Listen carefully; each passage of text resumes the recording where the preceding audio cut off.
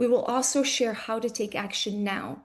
Despite what this administration wants us to believe, ICE and CBP agents are not above the law, and your voice is essential to demanding Congress rein in on ICE. Also, in breaking news this evening, we've read that Greg Bovino has been reportedly removed as Border Patrol Commander at Large.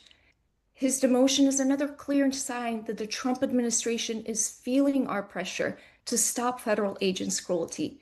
We're not letting up ICE until ICE and Border Patrol stop terrorizing our families and our communities.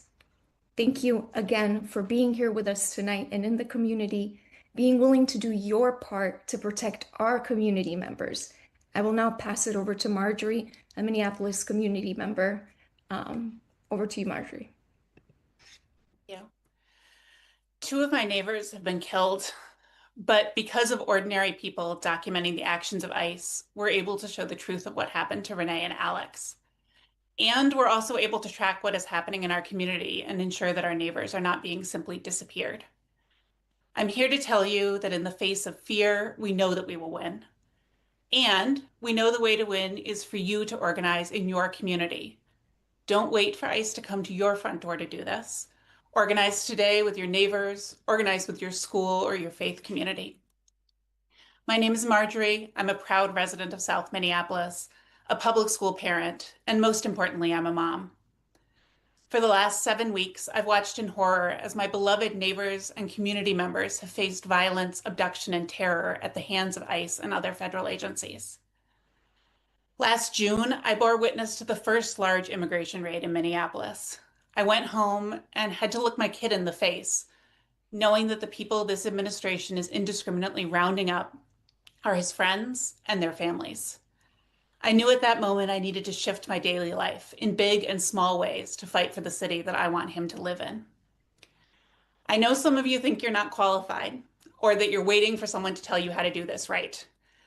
But let me tell you that the person who's going to do that is you. You're on this call. You have 5 neighbors right now who are waiting for you to talk to them and get organized. And that's how you start. You won't be perfect. You'll make mistakes, but you just have to start. The same day my neighbor Renee was murdered, I witnessed 2 people abducted in front of my house and students and educators tear gassed at Roosevelt High School. That day shook me to my core. But the truth is, most days in the last 2 months have felt like this. I felt scared and overwhelmed. But amidst all this terror and grief, I've been inspired to see the tens of thousands of people around us, from young kids to parents to elders, all coming together to protect each other.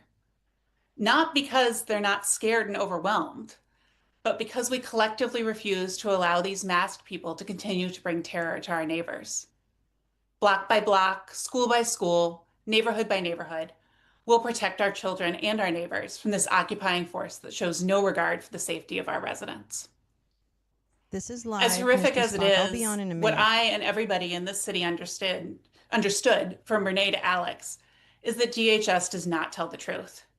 We know because of documentation like what you'll learn to do at this training tonight.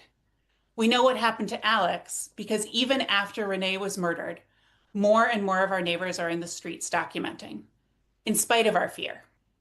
Despite the very real risks, we are out in the streets trying to help our neighbors. And I know I speak for many of us when I say I've never been so proud to be from Minneapolis.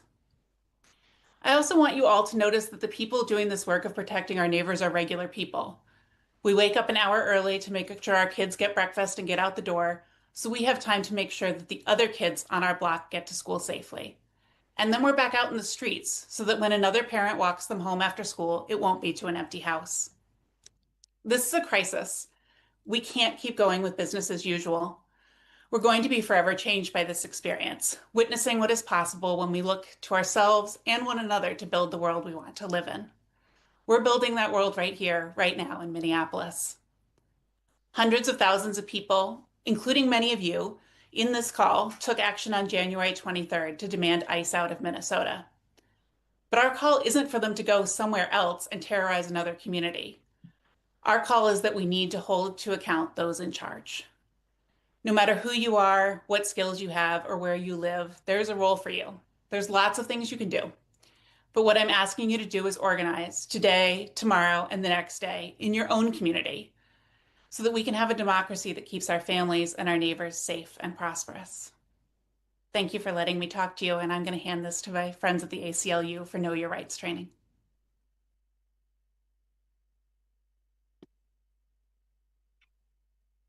Hi everyone, my name is Piel and I'm a legal fellow at the ACLU Speech Privacy Technology Project, where I work on defending the First Amendment rights of grassroots activists and organizers. I'm honored to be here tonight with all of you to talk about your right to record immigration and law enforcement. So let's get into it. Next slide, please. So you have a right to photograph or film anything plainly visible in public, including immigration and law enforcement, so long as you're not trespassing or violating a lawful order. Recording immigration and law enforcement officers is not a crime, and they cannot arrest you for that alone. But you want to make sure not to physically interfere with an officer. The First Amendment does not protect interference or obstruction. And we'll talk more about this later, but maintaining a reasonable distance from the officers reduces their ability to falsely claim that you were interfering or obstructing while you were recording. And we also just want to note that on private property, the owner can set rules about photography or video. If an officer demands to see your phone or tries to take it from you, remember that they do need a warrant. Without a warrant, law enforcement may not confiscate or view the contents of your digital devices, nor may they delete your data.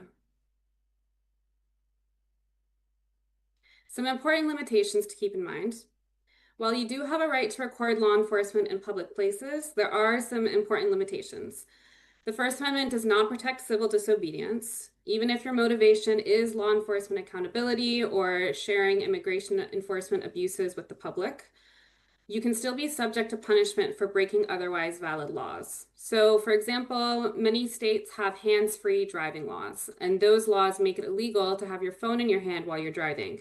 In that case, if you're recording ICE from behind the wheel while you're driving and holding your phone, you could still be pulled over or cited for breaking that law. And remember that if you're obstructing or physically interfering with their operations, you can be arrested and punished for that, even if you were doing so to express yourself. And as a side note, since we're talking about recording, some states do have two-party consent laws that would apply in private interactions.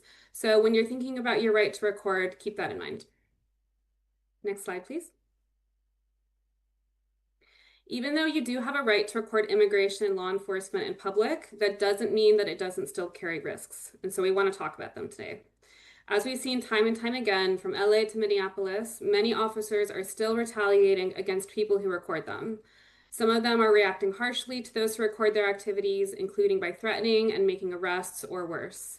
And even though that kind of retaliation is an illegal violation of your constitutional rights, and the fact that it's illegal may protect you from prosecution and punishment once it goes to a judge, that's still a painful and draining process to have to go through, so we want to minimize the risks however we can. And as we've all seen, agents might respond with physical force, they might pull out their guns, they might spray chemical irritants or assault people. And your physical safety and the safety of those around you and the person being targeted or detained is a top priority. So we'll talk some more about some ways to reduce those risks in a bit. We had whistles, they had guns. So we also want to give you a note on whistling. One increasing tactic, which was first popularized in Chicago, has been the use of whistles to warn neighbors that the danger of immigration enforcement is present in the area. When ICE or Border Patrol agents are spotted, the whistles ring out as an early, fast, decentralized warning system. And the sound of whistles brings neighbors who are willing to assume the responsibility of bearing witness out of their homes to observe and document. It also enables those who don't want to be exposed to this activity to stay away. That could include parents who prefer to shield their young children from trauma. It also includes people fearful of being targeted, harassed, or subject to unlawful stops, questioning, and excessive force, regardless of their immigration status. When whistles blow, reports are made to local immigrant rights groups, observers are alerted, and abusive enforcement tactics are less likely to go unseen, unheard, and unaccounted for. So whistles are a clear and recognizable way to signal to others nearby that help is needed and that abuses of power might be occurring, or to summon others to lawfully document and record immigration enforcement. But there are some considerations to take into account if you plan to use whistles or other forms of communication to alert others about nearby enforcement operations. Whistling in this context actually hasn't been tested in court yet, so we can't predict for certain how courts will view whistling. But what we can offer you today is an analysis drawing from general First Amendment principles regarding free speech and the right to protest. So here are some basics for you to keep in mind. You have a First Amendment right to share or report information about what law enforcement officers are doing in public and where they're doing it. You also have a First Amendment right to peacefully protest, which includes the right to express your opposition to law enforcement activity, whether that's through silence or through communication intended to be heard by people nearby. But remember, you do not have the right to interfere with or obstruct law enforcement officers from performing their duties, and you can be criminally charged for doing so. Next slide, please. Oh, no, sorry, that's the right slide. So whistles, when specifically used to interfere with enforcement operations, are not likely to be viewed by courts as a protected First Amendment right. The First Amendment does not protect an attempt to help someone evade detection if you know, or if you're acting in reckless disregard of the fact that the person in the country is in violation of immigration law. But again, because these questions are largely legally untested when it comes to whistling, the best we have to share with you is an analysis drawn from general First Amendment principles. Whistling done with the intent to alert the community to general dangers of aggressive law enforcement as it impacts all people is more likely to be viewed by courts as protected by the First Amendment. So that includes whistling to summon willing observers to come out and bear witness in the hope of deterring abuse and holding officers to account. That includes whistling to warn vulnerable and risk-averse neighbors of the threat of excessive force, harassment, and wrongful arrests, especially if they're perceived to look or sound undocumented. Whistling to alert parents who wish to shield children from the trauma. These are all situations in which we think that the First Amendment is more likely to protect this in the eyes of the court. To be clear, when we say more likely, we are saying more likely because no cases have yet tested whistling specifically in this context, so we can't predict for certain how courts will view the activity at this time. And I know this leaves a number of open questions, especially since whistling is often done with many other people who may hold different purposes in their minds, and these are legally untested waters. In addition, ordinary rules prohibiting obstruction, physical interference, and creation of safety hazards always apply, as well as local noise ordinances. So blowing a whistle will not shield you from being charged with other crimes. In considering whistling, given these uncertainties, you can also always consult additional and especially more local expert resources. And finally, whistling may antagonize law enforcement agents, and therefore you will also need to assess your own personal safety risks for yourself, separate from even risk of arrest or prosecution. Your personal level of risks there may also depend on the history of other activities or actions regarding immigrants and law enforcement, or the histories of the people with whom you're coordinating. Now, I'm going to pass it to Maribel to tell us more about ways to reduce risks while recording immigration and law enforcement. Thank you, Buell, and hello, everyone. My name is Maribel Hernandez Rivera. I use she, her pronouns, and I'm the National Director for Immigrant Community Strategies at the ACLU. Thank you for being here tonight. First, I want to say thank you for the work that you do. Thank you for being here.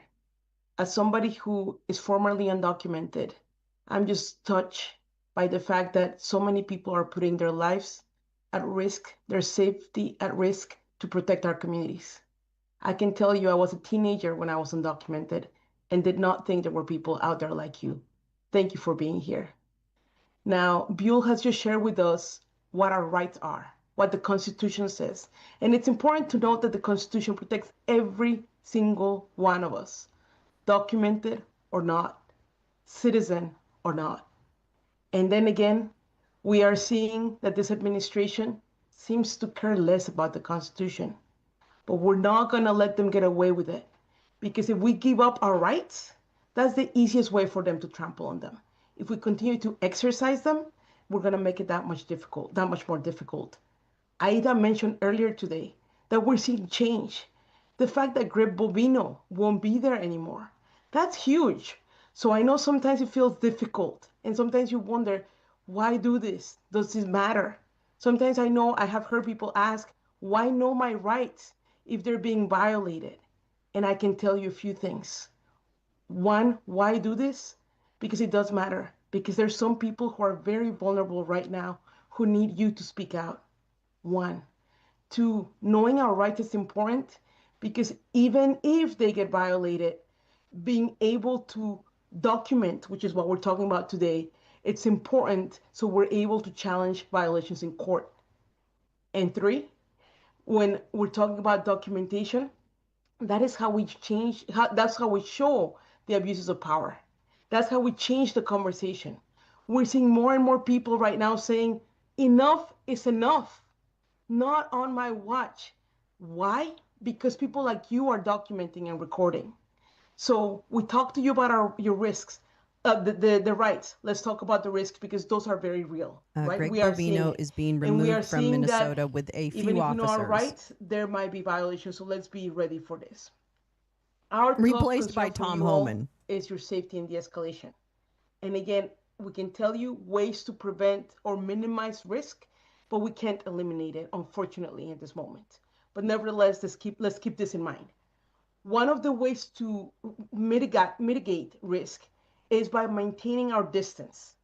And some people may ask, well, what is safe distance? Well, I can tell you, one of the rules of thumb is if the officer has to walk towards you because you're at that distance, that's a good rule of thumb of safe distance. So keep in mind maintaining your distance. Another one, avoid sudden movements and remain calm. One of the things that officers often rely upon, they're like, well, I had reasonable cause to believe that Maribel was going to do X because she all of a sudden did Y. So if we remain calm, if we avoid certain movements, we give them less of a reason to say that they believed that something bad was about to happen. As Buell mentioned, there are laws in certain places where you can't be using your hands and holding other things while driving. So one of the things that you can keep in mind is, well, are there alternatives? There definitely are. The passenger can record. There are also some people who are now using dash cams. So again, being aware of what excuse can they use to come after you is something to think about. Keeping our hands open and visible is really important. Following instructions, I know sometimes it's really hard because we hear the instructions, we believe those instructions are not lawful, we believe that what they're doing is wrong, and it can be, and that could be the case. But let's again, talk about right now mitigating risks, de-escalating, and keeping safe. So let's make sure that if we want to do that, the best thing to do is follow the instructions, and we can always challenge them in the court of law. We can always record what happened. We can always document for later. But in the moment, it's just best to follow those instructions. And as you're following them, and if you're recording, record yourself complying, right? So if the officer says back away, you can say, okay, officer, and then you can record yourself backing away. So you can continue to record if you feel comfortable, and at the same time, make sure that it is recorded that you actually did comply with the instructions. And then Buell mentioned not resisting, not obstructing. Now, again, I want to emphasize that many of these things people do, and then again, things get out of control. So this is not, I'm not saying that this will definitely take away any risk, but these are some tips that we can use. Now, I want to move us towards a role play because I know that it's always helpful to practice because when we are like actually in the action, it's hard to remember what we learned. So it's always better to practice right now. So I'm going to ask Buell to come on camera so we can both do a role play. And let me set the scene for this role play. First, I want to thank the Midnight Special Law Collective because they created these role plays. And these role plays are about an observer who is documenting an arrest and is trying to record what's happening. But what they're doing, and they're doing it behind a law enforcement officer. Buell is going to be the observer. I'm going to be the law enforcement officer. And in the first scenario, Buell's going to take an approach where she is right on my face. And then in the second scenario, she'll take a different approach. Feel free to write in the chat what you're seeing, the different approaches that you're seeing, and why you think that might be the case. So Buell, you ready? Great, I see you there. So let's do it. Action. Hey, back away. I have a First Amendment right to film ICE. I said back away. I have a right to document you. Hey, that's my phone. I was recording with that. Well, now take notes. Scene. So that was one approach to our observer recording what was happening. Let's take a different approach and see what that looks like. In this approach, you will see how Buell behaves. Buell, you ready? I'm ready. All right. Hey, back away. I'm backing away, officer. I told you to back away. I'm backing away, officer.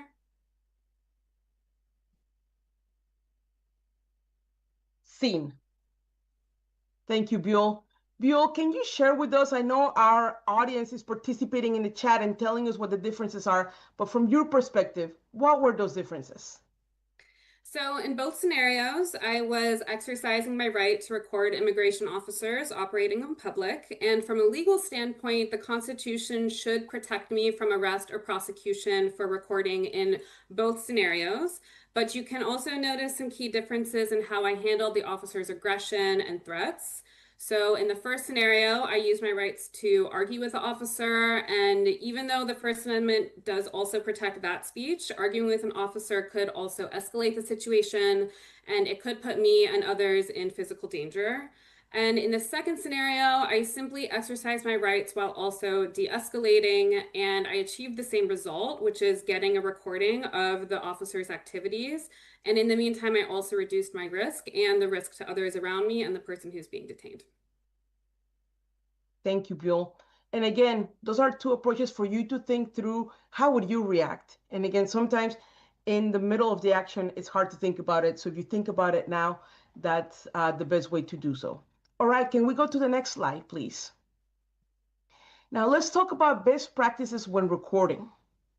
So one of the things is make sure you capture the details, such as the documents that the agents produce, if they produce any. For example, if they're going door to door, they might produce a document, they might not. Any weapons that they're carrying, any badges, any uniforms, anything that they are wearing is important. Also capture the context. For example, if you're in the street, what are the street signs? What are the landmarks? That's important. Are there any other cameras present? Because as we have seen, it is because of the cameras and the recording that people have done that we know what happened. And seeing it from different angles is really important. So are there any other cameras present? If you are recording, do not stop recording between shots, because that was easier to know exactly what was happening. Now, after you film, make sure that you make a copy of the footage so that you don't lose it to another device. Make sure you do not edit the original and that you do not edit the file name or anything. You want to make sure that it's preserved as is, because if we are to use it as evidence, we need to make sure that it has not been tampered with. Now, one of the questions that I get asked for is like, okay, what do I do with the footage? One of the things, the best thing to do is to either give it to the victim's family or their lawyer if you have their information, because they get to decide whether they want to release it, how they want to release it, what is the best way to release it. That is the best way to do. If you don't have access to the family and you don't have access to their lawyer, you could also contact immigration organizations in your area who probably can guide you as to like what is the best way to do it in your locality. So that's something to think about. Now, Buell, we have about 5 minutes for questions. And I've been looking at the chat and I'm seeing some questions that are coming through. So the first question actually is for you. So let me ask you the first question. And the question is, we're talking about phones, right? And there's a lot of questions like, should I use my phone? We're seeing what's happening. And the question is, what should I do if an officer takes my phone away from me and keeps it or looks at it without a warrant?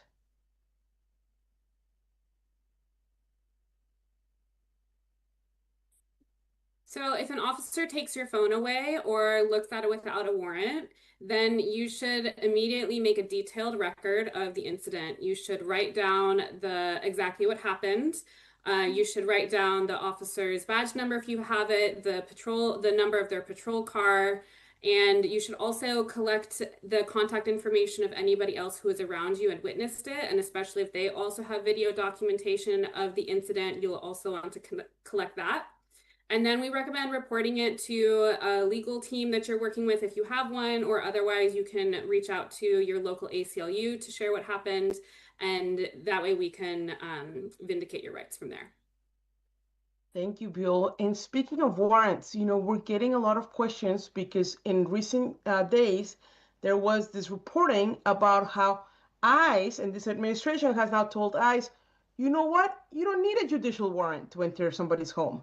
You can actually use an administrative warrant. So we're getting a lot of those questions, and the question is, has that changed? Bill, do you want to take it first, and I can add? I'm going to let you go ahead with that one. You got it. Well, so I think this is really important. The Constitution has not changed. The law has not changed. Because this administration says so, it doesn't mean that it's so. So in the case of a judicial warrant, let's just be clear. The Fourth Amendment requires that any government official has a judicial warrant, and that is another question that we got. What is a judicial warrant? It's a warrant signed by a judge. It is issued by a court. It has to be valid. It has to have the date that is valid, and it has to clearly state what they're searching for or who they're looking for. Those are the requirements under the Constitution, which again protects every single one of those. That has not changed. So yes, in recent days we have heard reports that this administration is now telling its officers, it's okay, you don't need a judicial warrant. You can just enter into somebody's home. I can tell you that the law has not changed. And so here's where we know our rights and our risks. The right is you have the right to not consent to people to come into your home unless they have a judicial warrant. They do not have the right to enter your home unless they have a judicial warrant. And now the risks, because under this administration, we are seeing officers come in and we're seeing this directive, which by the way, was secretive, which by the way, we learned about it because there was reporting. Otherwise, we would not have known. So just to emphasize and underline, the law hasn't changed, the Constitution hasn't changed, and yet we are seeing violations. Bill, we have a question for you here, and it says, what happens if law enforcement demands your phone and threatens you with arrest if you don't hand it over? I think we already answered that one, but I'm seeing another question come up a lot, which is what if the order is to stop recording? And if officers are telling you to stop recording, again, every circuit court who has looked at this question has agreed that you do have a First Amendment right to record law enforcement operations in public. So we believe that the First Amendment does protect this activity and that they cannot lawfully tell you to stop recording or retaliate against you for doing so. They need to suspect you and have probable cause for you actually committing a crime, and it's not a crime to record law enforcement. So at that point, it's really up to you and your risk assessment if you want to continue to record, knowing that it should be protected, while also weighing that against the awareness that many people's rights are being violated right now, and there's always some risk of retaliation, whether that's physically or with arrest. So something for you to weigh for yourself. Thank you, Bill. Also, we're seeing a lot of the question as to whether the slides will be available. And I should tell you this presentation is being recorded, and you will be receiving the recording with the slides. I also should know that if you go to the aclu.org in our Know Your Rights section, we have all of this information where you can get it. And there was a question, in fact, as I want more information so that I can provide that information to my community, so we can do that. I'm seeing a question that, again, somebody saying, I'm a naturalized citizen. Should I consider carrying my passport with me? Should I make a copy? I am worried that if I carry it and I get stopped, they might take it away. And if I don't know, and I don't know what would happen, should I carry a copy? So again, let's go back to the law. The law in the United States does not require anybody to carry proof of citizenship. That's the law. And however, some people who look like me, who speak like me. We are now choosing to carry something just in case violations happen, right? So some people are choosing to carry their passport. There's also a passport card that some people are choosing to carry. Other people, what they're choosing to do is they're making sure that their family and their loved ones know where to obtain that documentation in case it's needed. Because the reality is that we have seen US citizens be picked up and detained by this administration, even when they're saying I'm a US citizen, even when they're saying I'm a US veteran, even when they're showing documents, right? And the way for them to get out is to show that they're US citizens. So you could either carry something with you, and I understand the risks are real. I hear you in terms of like that it could be lost, it could be damaged, it could be taken. I hear you. That is, and so what we need to do is a risk assessment. What makes you feel more comfortable? You could carry a copy and then keep the original at home and make sure that your emergency contact knows where to find it. Either your passport, your birth certificate, your naturalization certificate. Those are some choices. Buell, do you see another question coming your way?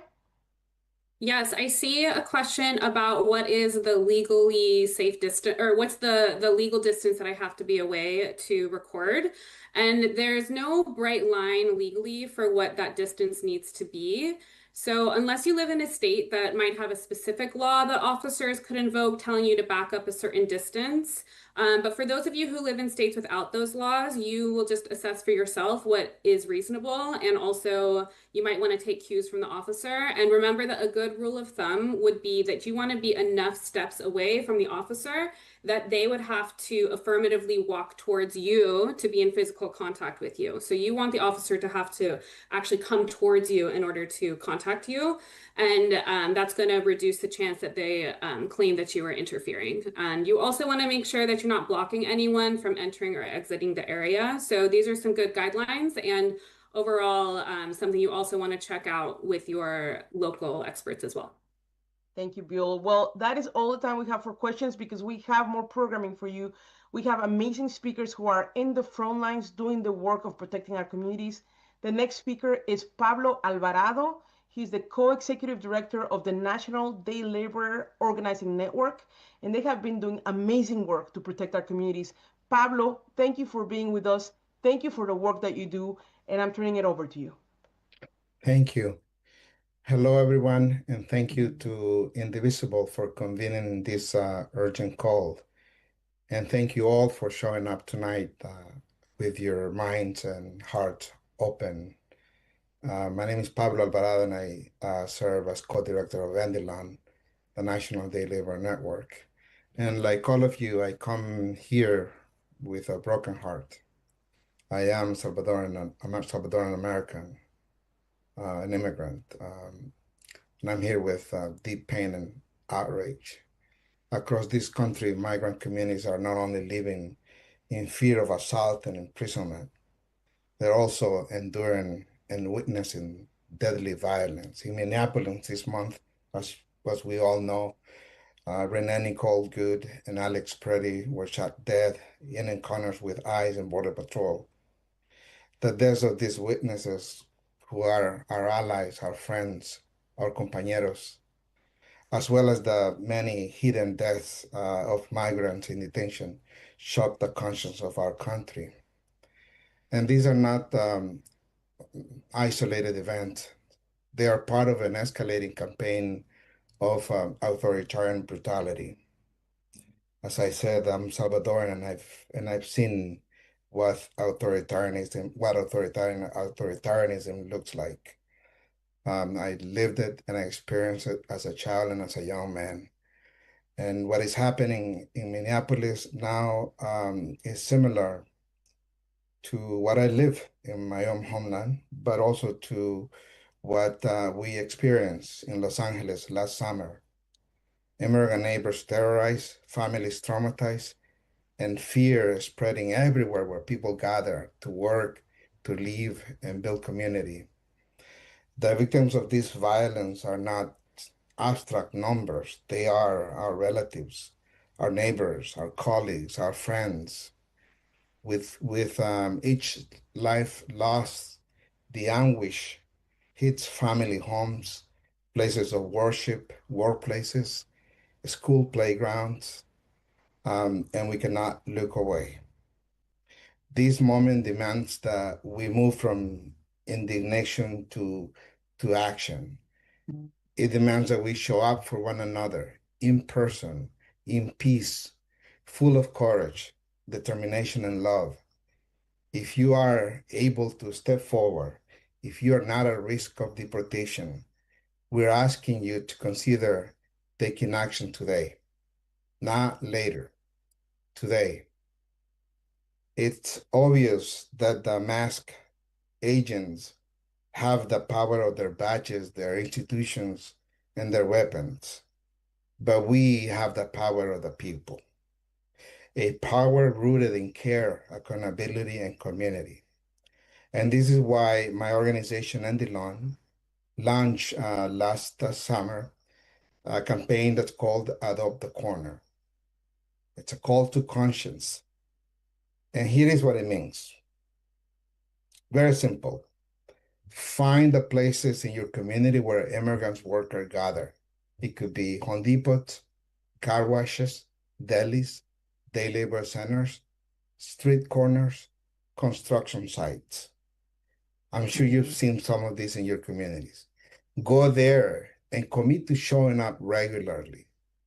Be present, be consistent, build relationships, get to know the workers, get to know their names, offer support, stand beside immigrants in the face of unjust enforcement, peacefully, powerfully, with love and care. This is solidarity in action. I've seen it. A daily commitment to accompany our neighbors that are in harm's way. Our invitation is about presence, to bear witness, to document the cruelty, to build trust with immigrants, and let all vulnerable neighbors know that they are not alone, that we are not alone. Adopt the Corner is rooted in our belief that solo el pueblo salva al pueblo, that only the people can save the people.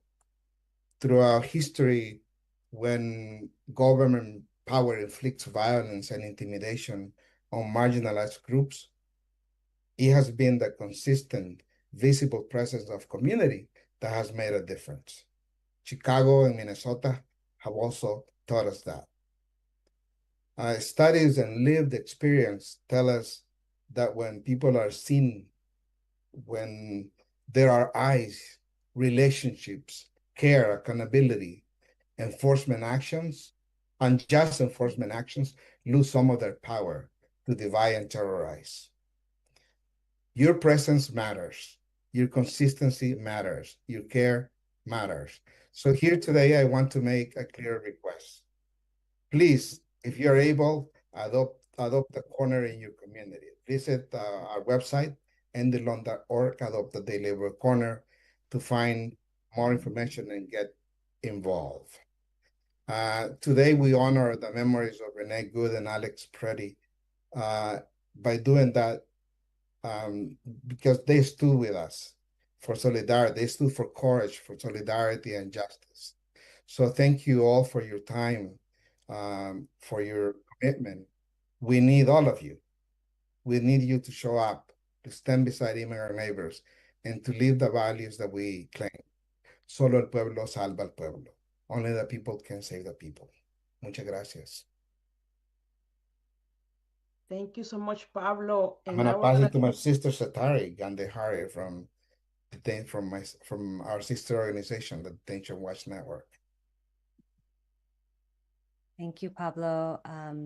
Thank you for your powerful words and the powerful work that you all lead.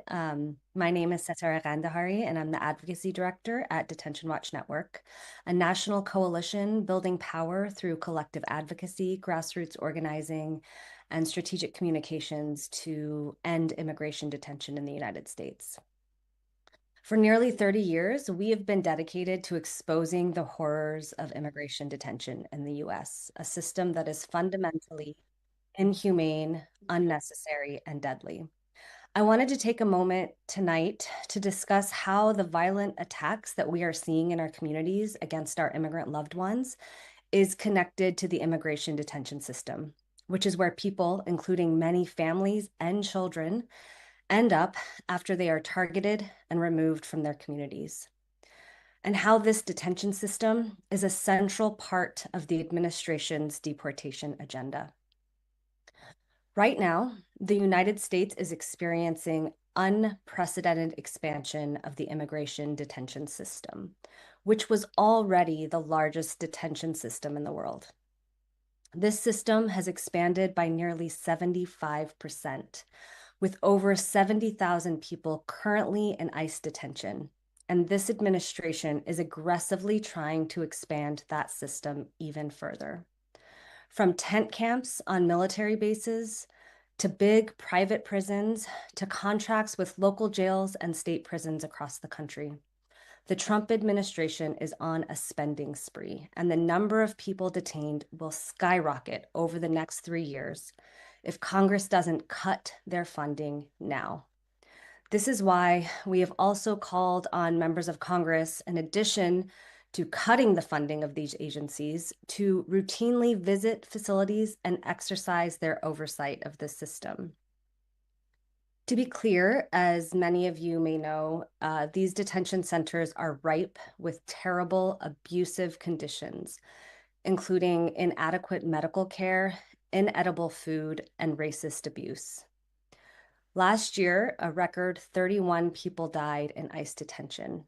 And this year, within the first 2 weeks of the year, we'd already seen 6 deaths, one of which is being considered a homicide at the hands of detention guards. Detention Watch Network has members across the US advocating to end immigration detention and supporting people who are cruelly held in these facilities across the country. Our Communities Not Cages campaign supports and amplifies local community organizing to end ICE detention while illuminating the dangers of the Trump administration's multi-layered detention expansion plan. If you want to join us in that fight and unite for the rights of immigrants, the Communities Not Cages campaign is a great place to start. ICE detention centers are everywhere and expanding, which means federal policy is a local issue in communities nationwide. At Detention Watch Network, we can connect you with community organizing that may already be happening in your area. We can offer toolkits and training and other resources to help you get started to keep ICE out of your communities. I will now turn it over to Ashley. Thank you so much. Thank you. And we're so grateful for your leadership and the leadership of the Detention Watch Network. Y'all, I don't know about you, but I am rageful. I am inspired. I'm feeling all the feels, and I know that you are used to coming to our calls and not only getting information, training, political education, lessons from leaders that you can trust on the front lines, but you're also used to getting a call to action. Y'all are ready to be told what we're going to do together next, right? I think you are. But before we get to it, again, I just have to show some love to the ACLU, to Indalon, the National Day Labor Organizing Network, to Detention Watch Network, to Indivisible. I know we've got some Indivisible fam on the call tonight, and to the whole of the No Kings Coalition. Also want to shout out ACT TV for making tonight's call possible. Y'all, this country and all of our neighbors in it and all of our neighbors around the world are absolutely disgusted and horrified by abuses committed using hundreds of millions of our taxpayer dollars. According to a recent survey from Data for Progress, 55% of voters think that any increased funding for immigration enforcement agencies is a bad use of taxpayer money. Again, 55% of voters. The New York Times polling released on Friday, meanwhile, found that 61% of people believe ICE's tactics have gone too far. Voters who watched yet another one of our neighbors be shot down in the middle of a Minneapolis street in broad daylight are looking to Congress to rein in ICE and hold them accountable for their actions. And senators currently hold the fate of ICE and Border Patrol funding in their very hands. This week, the Senate is meeting to vote on 6 government funding bills ahead of a January 30th government shutdown deadline. If Congress now renews the ICE budget with no strings attached, it will become complicit in the violence, the violations of rights, and chaos ICE is fomenting every single minute of every single day. This is the moment, my friends, to call your senator and tell them to do the right thing. And you might be like, Ash, you always telling me to call my senator. But yeah, I'm telling you to call your senator. I want you to follow the link that we're posting. You can see it right below my face, I believe. And I want you to call. You'll get connected directly to your senator's office if you click that link. And when you're connected, this is what I want you to do. I want you to tell them your name, let them know that you are their constituent, give them your city or your zip code, and tell them that you want them to refuse to fund the Department of Homeland Security, DHS, without real limits and accountability for ICE and CBP, ICE and Customs and Border Patrol. If no one answers, it's okay. Still call, leave a voicemail. And I also want you to sign our petition calling on Congress to end these reckless immigration raids that are literally destroying families and communities and oppose any bill that would further expand ICE's already massive budget. Y'all, I see you in the chat dropping other calls to action. I see you. There's so much that can be done.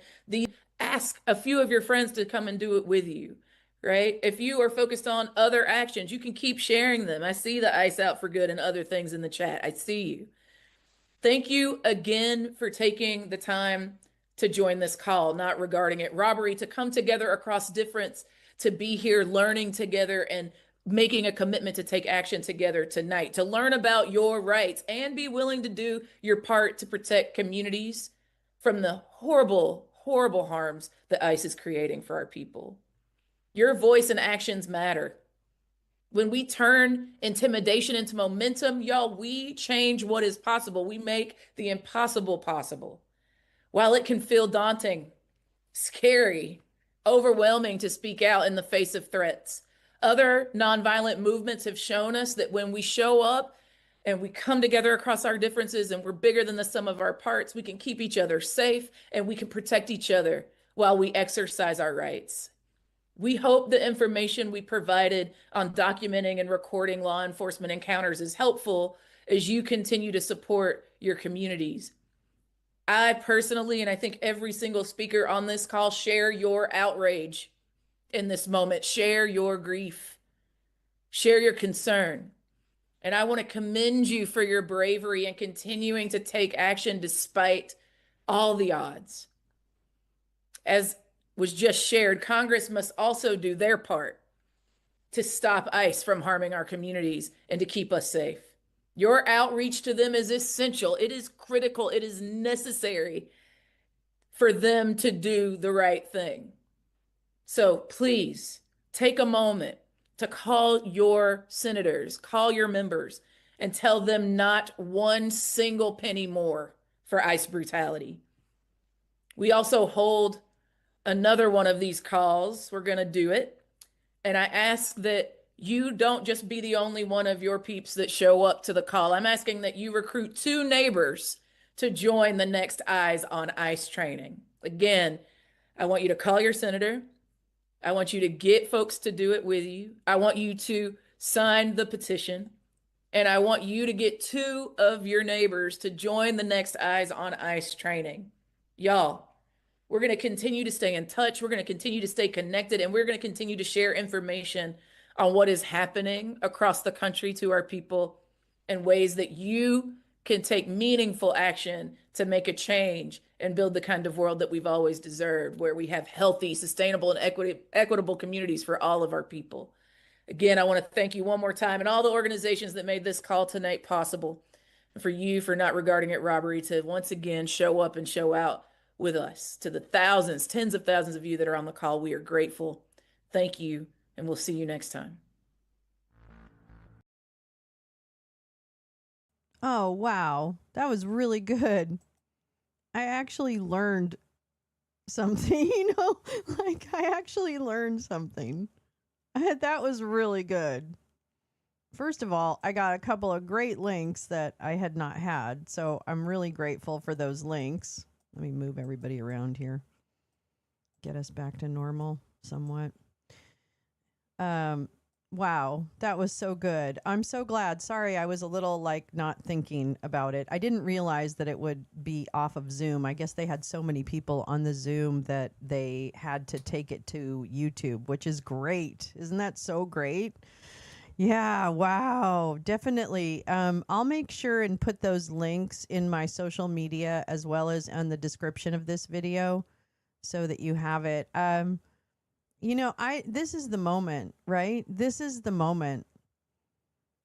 There's no other time you're being called. Somebody said the other day that you're going to look back at this time, and depending on the actions that you take, it will really define whether you are looked on as someone who resisted evil in the face of it. I think back to people that stood up against the Nazis in Germany, in France, and how brave now we talk about some people in terms of how bravely they stood up.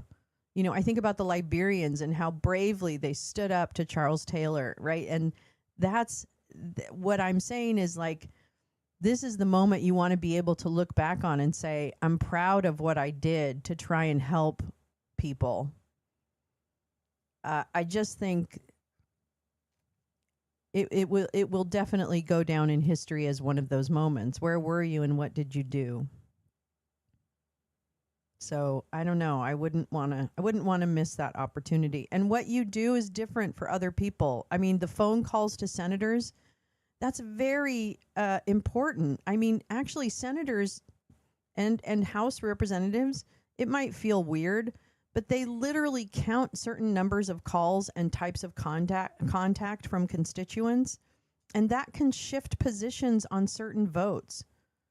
I mean, they do measure the amount of feedback that they get from their constituents on one side or the other of an issue.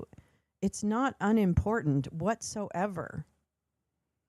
It's tedious, but it is absolutely imperative, and they need pressure and encouragement. You're right, Jane. I need to encourage Adam Schiff and Alex Padilla to do the right thing, even though I have confidence that they will. But you know what? I don't.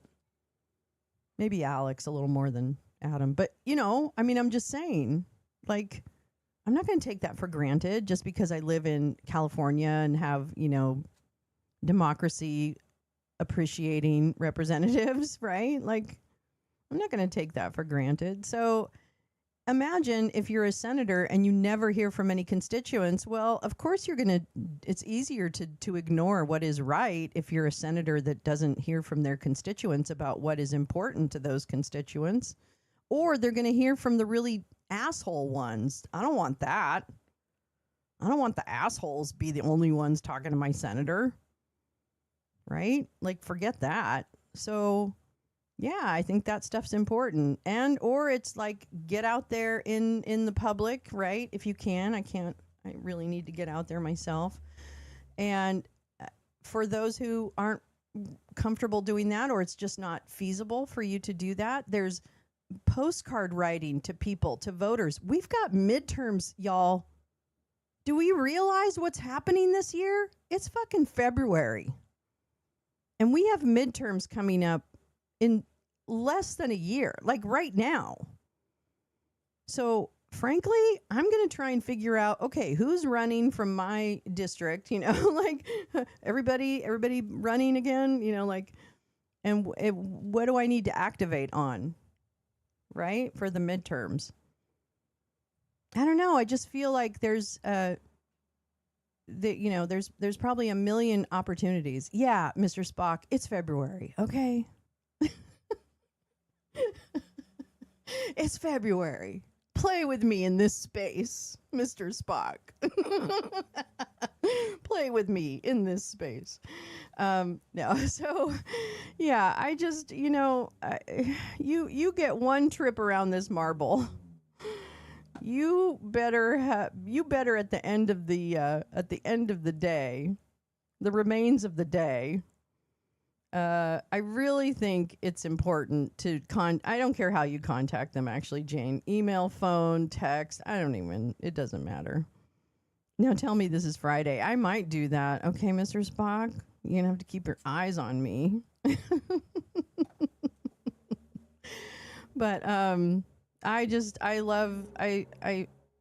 love that so many people busted out the Zoom, so they had to move it to multiple channels on YouTube, by the way. This was just one channel on YouTube. It was on the No Kings. It was on the ACLU, which we watched. And it was also, I noticed, on Move On's YouTube. So it was a lot. I'm beginning to think the reason Little Troll is gone is so the Senate will pass the DHS money. You mean, which troll? Which troll do you mean?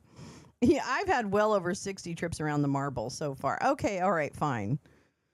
I mean, in a lifetime. God damn it. I was always ahead of my time.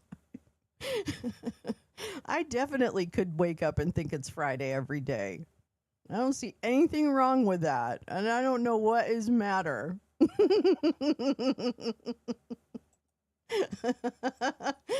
Oh my God. Wow. Oh, Greg Goostep. Yeah, Bovino. Yeah, I think he probably, okay, so here's the thing. He got locked out of, somebody had a story about him getting locked out of his social media or something. What the fuck's going on here? Hold on. What the fuck? What was that story? Did I have that over here? Maybe I had it over here. Did I? No, I didn't. Okay. What is that story of Bovino's social media? I get it. I think it was, you know what it was? Teresa, you know what it was? I'm blocked on X. Wait. And I'm so snotty, I don't want to remove the post. Because frankly, I still mean it. And so wait, let me find that, because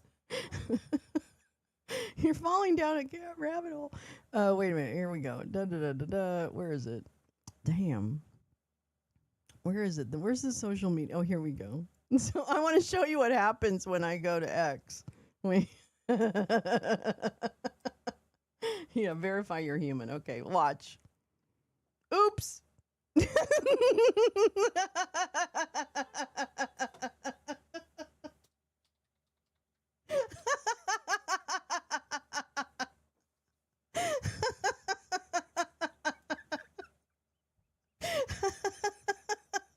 So I'm sorry, Teresa. I can't be on X anymore because they kicked me off. Yeah, I know Devin's Cow. I know them. They used to be buddies of mine. Devin's Cow, yeah. Yeah, so I told Pete Hegseth, hey, go fuck yourself, Nazi scum. Drink yourself to death, Kager. I was really mad. He had made a post. Okay, listen, hear me out. He had made a post about DHS and the fact that they had a right to, I don't know, pick people up and throw them down. I can't remember what he said, but he said something about the hey Donna, how are you? He said something about you got to be nice to ICE because they're warrior ethos or something. I don't know. He said something stupid, and I said, you know what? Go fuck yourself, Nazi. That's why I'm not removing it, Neil. That's why I'm not removing it. Oh, did he get locked out of his Twitter account? See, Teresa, I can't get to X because I've been locked out of my Twitter account. Sorry. I didn't say I was going to drink him to death. I said he should do that. It was a suggestion, not a demand. And something that nature handles. I don't handle that. I'm not in charge of life and death on this planet. What the hell? Stop hanging at the Nazi bar. I know. Oh, so now I can go to X cancel, but I can't figure it out. Oh, that's okay. We'll pull it up. Be more feisty. I don't know. I just I feel like this was I actually think I kind of tried. I think I kind of tried to get banned, if I'm going to be honest. I think I kind of wanted it. I think I was begging for it. Let me close this out. Let's end with a little fire. Deep breath. Yeah, sorry I was a little late. My system wasn't really ready to fire up, apparently. But yeah, mission accomplished. Mission accomplished. Yeah, so this is good. This is great information. And you're going to delete your X account. It's not worth it. It's just, and it's so, there's just no information over there, Donna. There's nothing you're going to get over there that you're not eventually going to get somewhere else, like Blue Sky or wherever. You know what I mean? Like, it's just, Shitter isn't even something that has anything that people want. Even Peter Baker had to come over to Blue Sky, that craven little bitch, right? Yeah, I don't like. I'm helping him.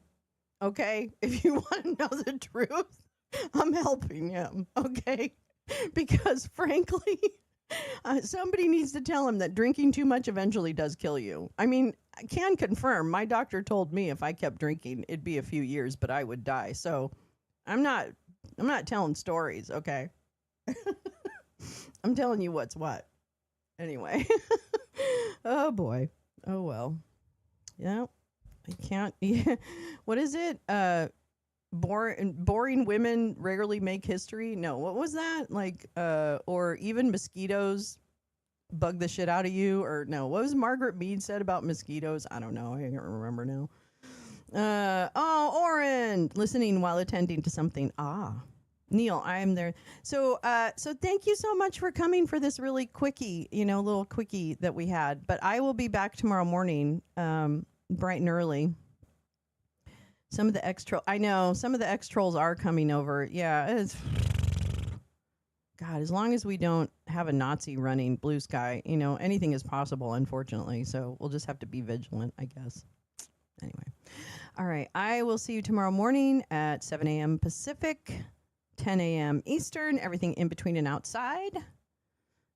We've got shit. We've got a lot of stuff happening tomorrow. Okay. We've got a lot of stuff. Yes. Please do block people on Blue Sky. It's so not worth it's not even worth the time. Trust me. Even as someone who loves to troll, it's not worth your time. You don't deserve that. All right. I'll see y'all later. And have a great evening, and I will see you tomorrow morning. Okay? All right. Bye.